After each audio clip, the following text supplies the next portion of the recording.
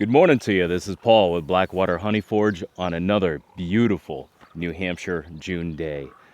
Early in the morning, about 8:30 right now. It's going to be about mid-80s today with low humidity and the dew point's low too, so it's going to be a great day. Today we're just going to be doing a very easy apiary inspection. We're going to do some feedings on all the hives that don't have honey supers on, and we're going to check on last week's combine that I did as well. So come into the apiary with me and tag along. This is Blackwater Honey Forge, named in part after the Blackwater River we live near in central New Hampshire, and in part after the master craftsmanship of honeybees. This is a place for learning, discussion, and to practice the art of beekeeping. Welcome to the journey. Be well and forge on.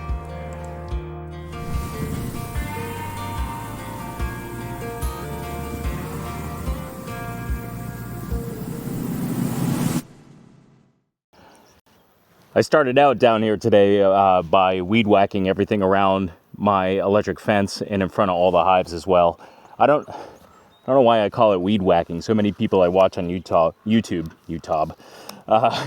call it weed eating. I'm not out here to eat them. That doesn't really sound too delicious. I guess it's a regional thing. I don't know. What are you? Are you a weed eater or are you a weed whacker?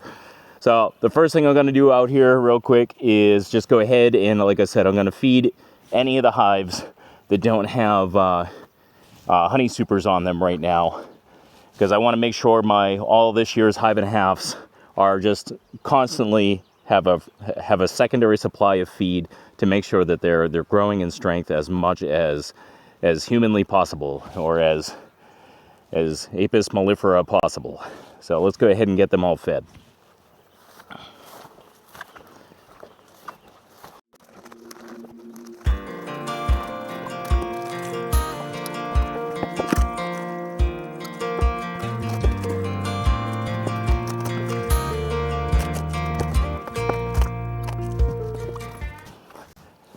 I guess I should be really careful when I say today's going to be an easy day in the bee yard. The last time I said that, I knocked over my tripod with my hose and broke my camera. So today I made sure that the camera is well out of the range of the work that I'm doing.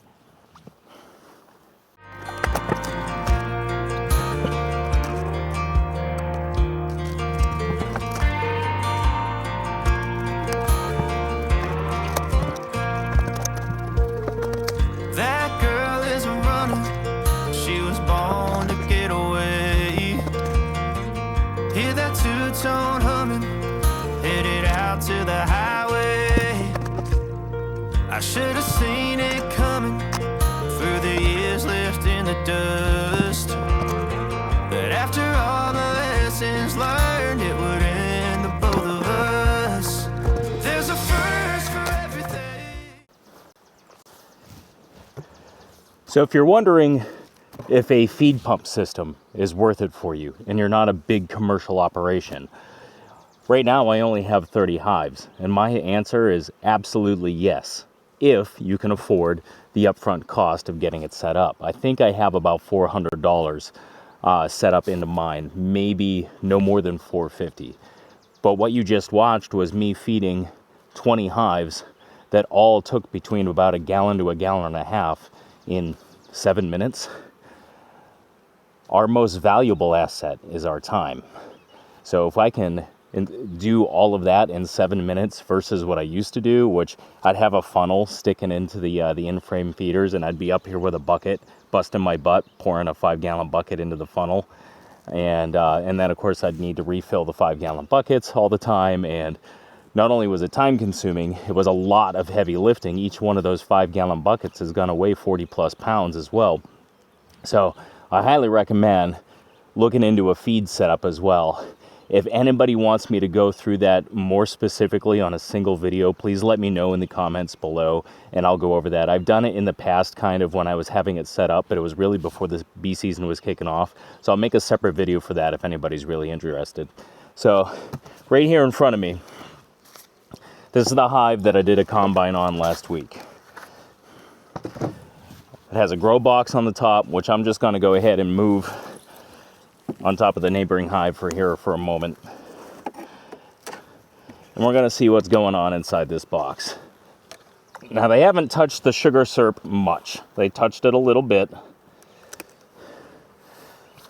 And right away, this isn't too bad. I got about 4 frames of bees covering the inside here. Let's start moving some frames and seeing what's going on. I'm hoping to find a good amount of really good looking eggs, and if I can find it up in this box, then that'd be good, because that means that the queen downstairs in the original hive has been accepted by everybody, has moved up, and is working all these resources that I wanted to give her as well. I'm going to go right to where the bees are at. Now, there was a ton of drone brood that was in this, which looks like it's mostly hatched out on some of these frames, or it's in the process of. I don't see any eggs on that. It's not a fully drawn frame there either. Looks like I might want to checkerboard some of these as well, although almost all of them are drawn. So this is definitely one of the frames that I had that had the spotty brood pattern. I'm just going to pull that back over the hive. I always like to make sure when I'm looking at the frames, I'm looking at them while I'm over the hive. There's a good amount of eggs and larvae, but since they're not newly capped, I can't tell if those are drone or not yet. What's this side look like? Dark old comb, that's what it looks like. I do see some larvae down there with eggs down, a single egg at the bottom of each cell as well. So that's a good sign.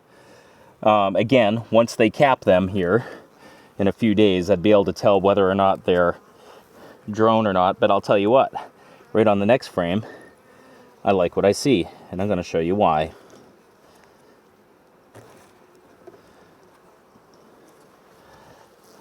There she is. White dot. That's the queen from what was the single story, has come up and has started working this box. And let's see if I can keep her in frame for y'all. I just watched her lay an egg. She's thinking about laying there too. She's looking for some things. She's taking a break, saying hi to her neighbors. But good sign, right? She's up here, she's working these hives. This is exactly what we wanted to see. As far as I'm concerned, inspection done. She's up here, she's good. She's not the biggest queen in the world, but she's doing what she needs to do. And if they need to supersede her in time, they will. That's up to them. Yeah, as far as queens go, she's a little on the small side, but like I said, I'll take it. She's in there, she's laying eggs. And they're not all drones, so win-win. Get this all back together here. I needed to checkerboard just a little bit. I got a totally naked frame. Oh, it's not actually, just one side.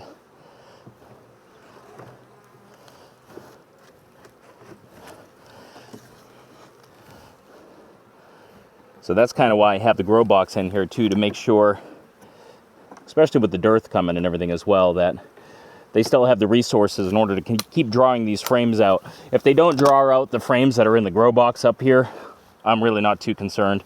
They may or may not use this third box, and if they don't, that's okay. But they have access to the SERP. And of course, I like that it's really far away from the entrance, which means it's going to be, hopefully, less likely to get robbed as well, especially with a good population inside the hive. So, another good thing as well, this one's stuck, but let me get that unstuck from the top cover.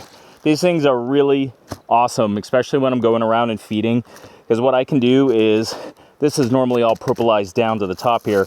All I need to do is peel back a corner and I can feed. I don't have the whole hive buzzing out at me, ticked off at me that I'm in here messing with them. I can come in here and I can feed what I need to do. Every one of my frames, frame feeders, on all of my boxes is in the same position, systematic, efficient. On a grow box, of course, I have one on each side, but normally I can just flip back a corner, I can fill that up, boom, done, on to the next one. So if you aren't doing that, and by that I mean having each hive set up in the same way, if nothing else, that's probably my tip of the day.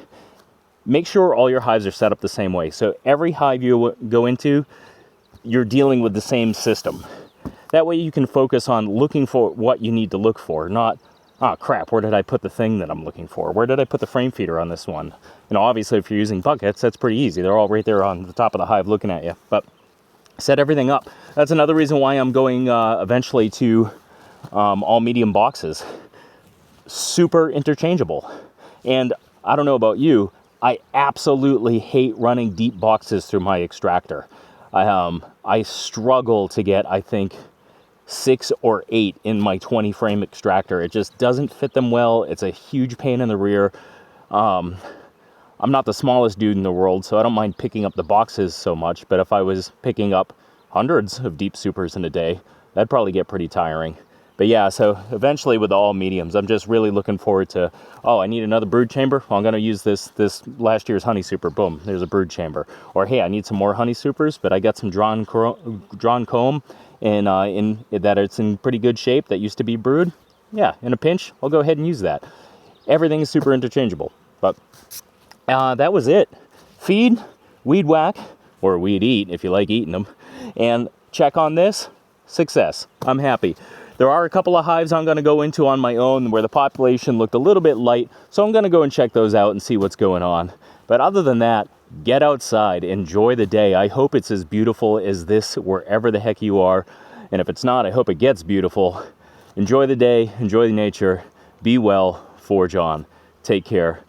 If you've been enjoying my channel and you haven't done so yet, I usually don't add this part, but feel free to like and subscribe. It helps me, it helps my business, it helps my family. So everything that you all are doing for me, thank you very much. I very much appreciate it. It means the world to me. Thank you. Take care.